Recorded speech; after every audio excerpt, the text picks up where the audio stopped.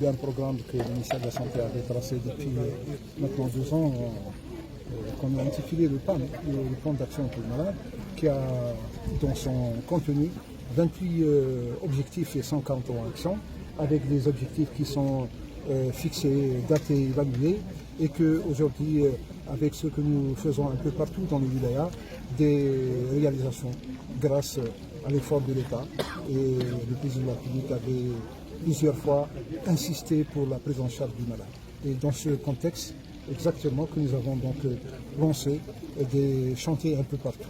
Et celui d'aujourd'hui est un challenge pour notre pays, parce qu'avec des moyens qui sont simples, on a bien vu chez le professeur Gigic, avec les moyens qu'il a, il a métamorphosé carrément le service, également de même pour le service de pneumo, et je pense également pour l'ensemble des services ici en Cardio.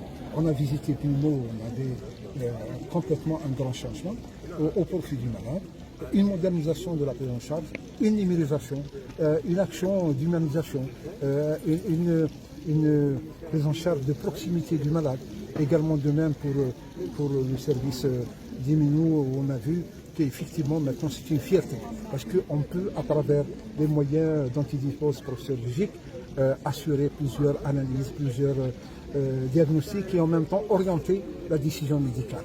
Également de même pour le service de cardiologie qu'on a visité, qui est également un service de référence régionale qui prend en charge les malades dans des meilleures conditions. Enfin, on a visité également le service, le prochain hôpital de jour, on va dire, il y a hospitalisation, celui de la chimiothérapie, du cancer, on va dire, et également prochainement aussi on aura un service de radiothérapie. Les deux vont avoir ici une forme de pôle pour l'activité du cancer.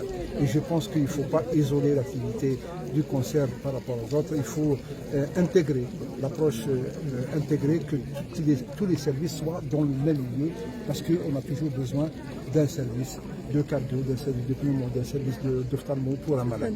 Donc il faut que ça soit intégré. Voilà un petit peu ce que nous avons conseillé aujourd'hui, mais c'est dans le cadre d'une approche globale de notre pays qui vise à prendre en charge l'ensemble des besoins de santé un peu partout. Nous avons été à Tamarasset, à Tindouf, à Drab, à Larouad, à Gardaya, et nous avons vu l'effort de l'État. Effectivement, l'effort de l'État pendant les 3 ans a donné des fruits et nous sommes fiers de l'avoir de notre pays.